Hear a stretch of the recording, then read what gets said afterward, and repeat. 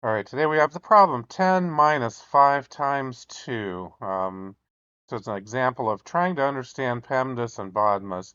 And you may not be familiar with the acronyms, but the order of operations convention has been standard for a very long time.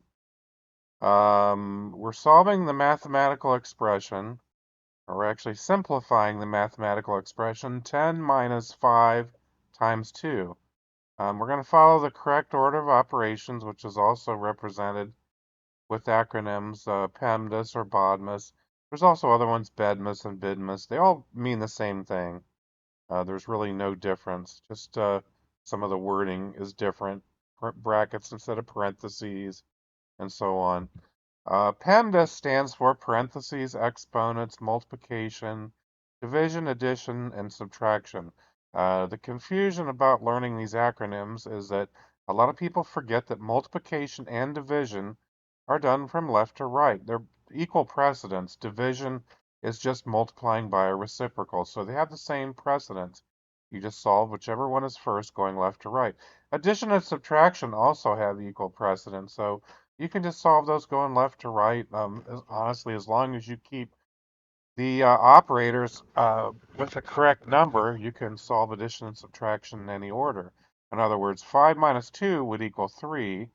A negative 2 plus 5 also equals 3. So it doesn't matter which order you do those. Now, BODMAS, you get the same answer for BODMAS, and this is also an area of confusion for a lot of people, but it's brackets, orders, which is things like powers, roots. You have square roots. You could even have factorials in this part of it. You have division, multiplication, addition, subtraction. Again, yeah, they write the D before the M instead of M before D, but it's not a six-step checklist. The thing, again, that people forget is that division and multiplication are handled left to right. They have equal precedence. Same thing with addition and subtraction. They have equal precedence. So it's really a four-step checklist, not a six-step checklist. Now the step-by-step solution here, you have 10 minus 5 times 2. So step number one, you want to identify the operations. Well, it's pretty simple. We have subtraction and we have multiplication. Now where people go wrong is a lot of people are trying to subtract first.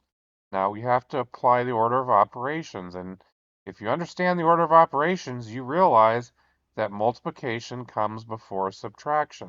It doesn't matter that the multiplication is written last.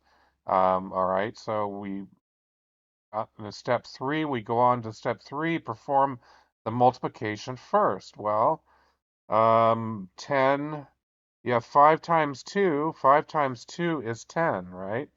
And so 10 minus 10 is going to end up being 0 because you're going to perform the subtraction last. 10 minus 10 is 0, which leaves us with the correct answer of 0. So this one is pretty simple. Now, where a lot of people are going wrong, a lot of people are answering 10 because they're subtracting 5 from 10 and getting 5, and then they're multiplying 5 times 2 and saying the answer is 10. That's never been correct. It's never been correct in old math. It wasn't correct back in the 60s. I know a lot of people will say, well, back in the 60s, the answer would have been 10, or back in the 1950s, it would have been 10. No, it wasn't. It never was 10. Unfortunately, a lot of people have forgotten the order of operations over the years, and feel free to look it up. I've got a playlist of a lot of other videos, more information on the order of operations. So hopefully this video has been helpful to you. If so, please consider liking, sharing, subscribing, and we'll see you in the next video.